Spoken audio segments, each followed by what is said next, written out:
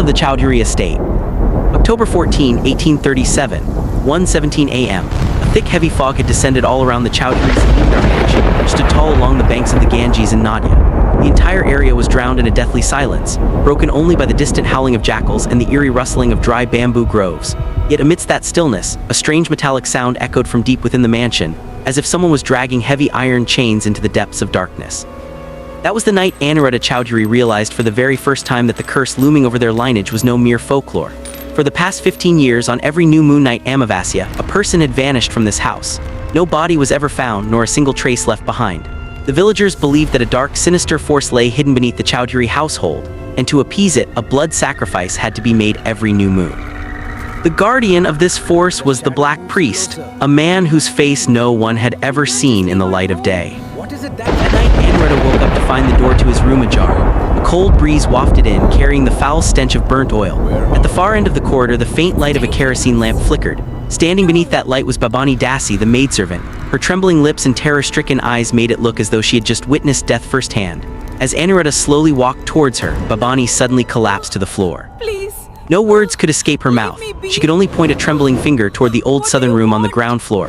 That room had been locked for decades. It was said that long ago, Zamindar Rajendra Narayan used to practice dark tantric rituals there. As Aniruddha descended the stairs, an unnatural, piercing cold gripped the entire house.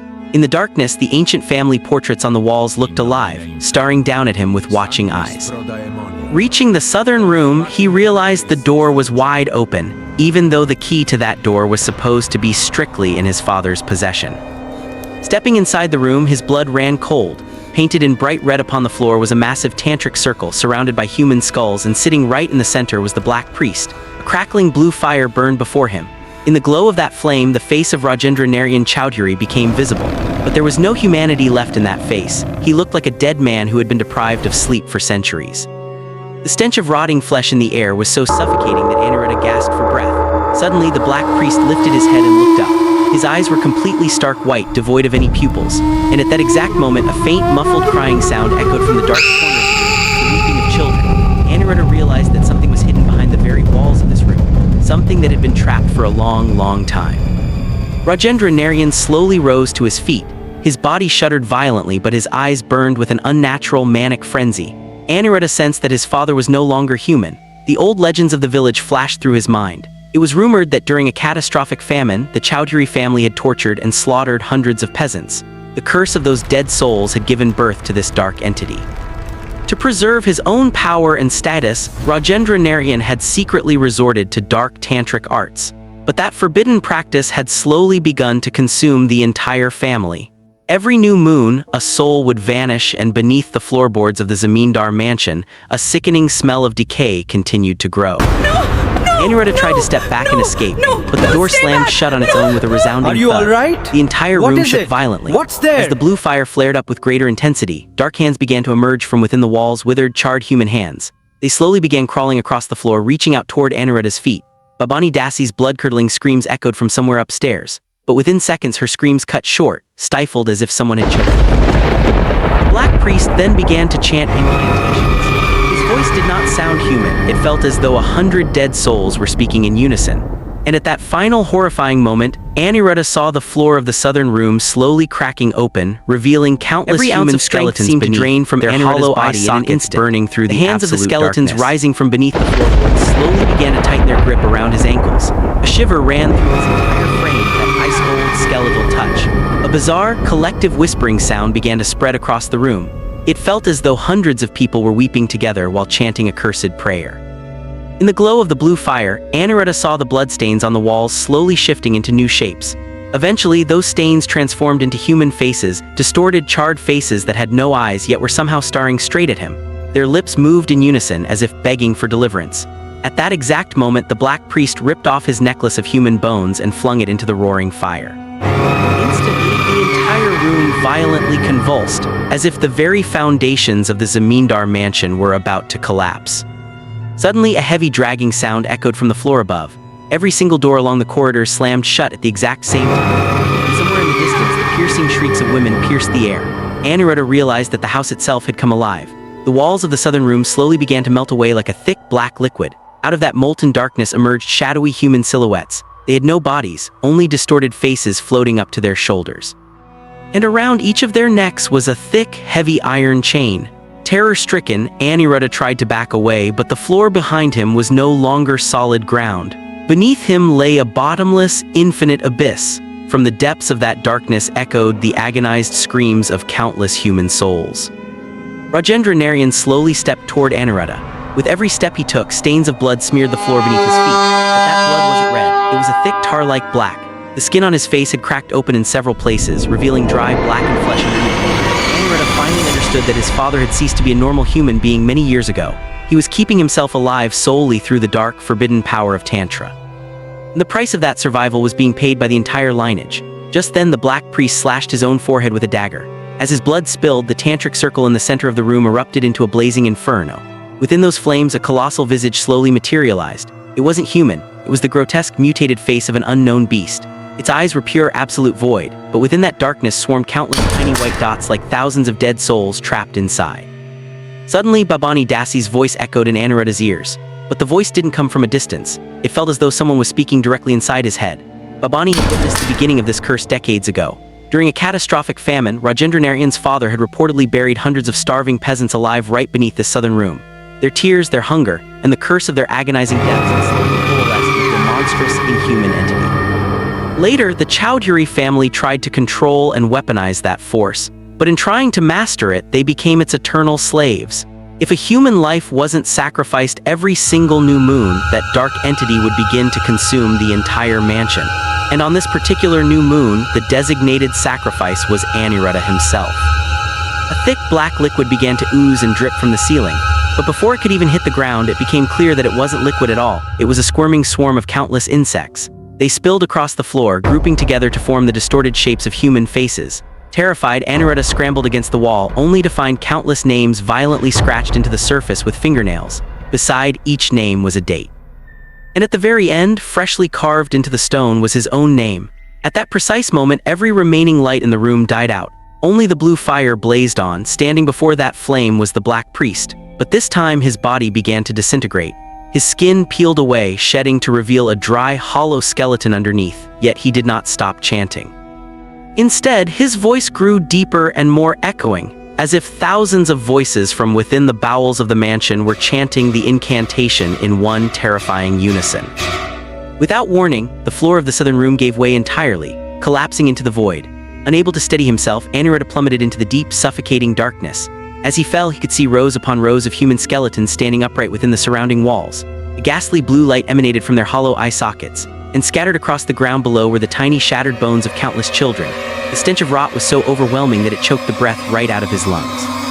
Yet even in the midst of that absolute blackness, one thing was blindingly clear: a massive iron door.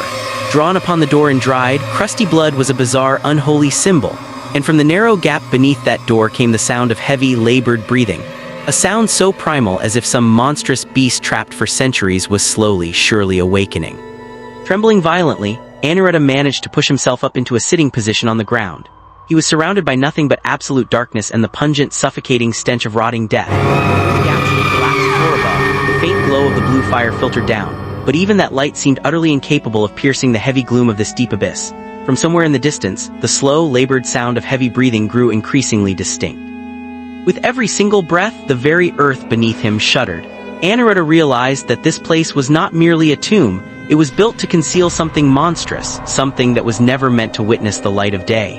As he crawled slowly toward the massive iron door, the heads of the surrounding skeletons suddenly snapped toward him. A ghastly blue light flared from their hollow eye sockets, and in the next heartbeat, the suffocating darkness was flooded with the deafening chorus of 1,000 weeping souls.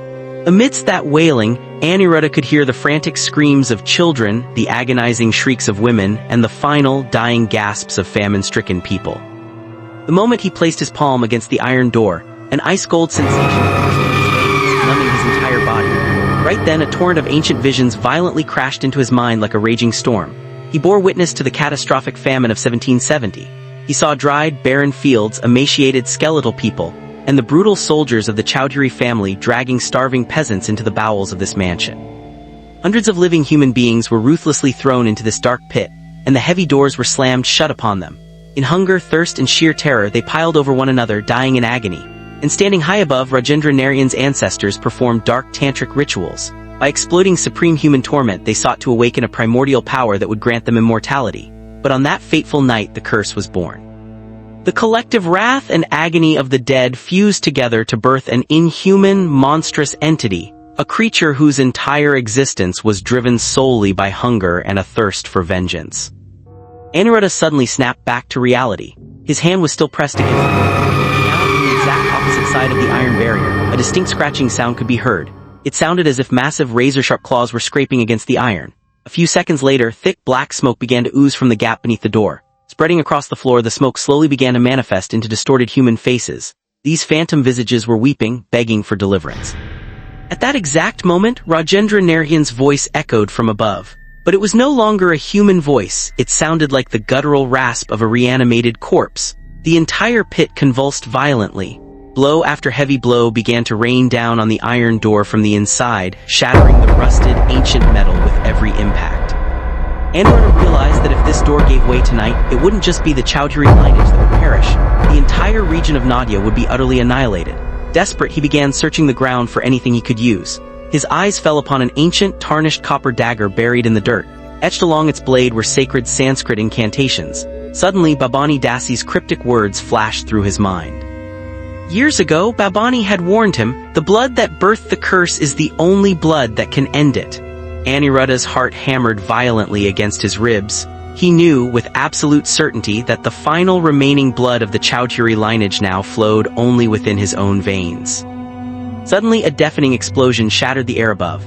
Through the gaping hole in the ceiling, Rajendra Narayan's body plummeted down into the abyss. But it was no longer a human form. His limbs had stretched to unnatural, grotesque lengths.